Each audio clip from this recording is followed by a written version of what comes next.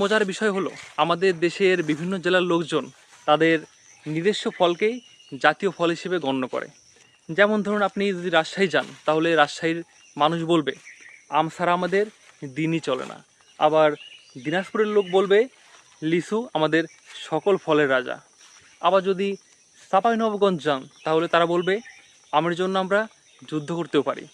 আবার বরিশাল গেলে বলবে নারকেল ছাড়া আমাদের কোনো ভাবনাই আসে না। তো এত কিছুকে উপেক্ষা করে কাঁঠালই আমাদের সেই বিশেষ সম্মান অর্জন করেছে, অর্থাৎ কাঁঠাল আমাদের জাতীয় ফল।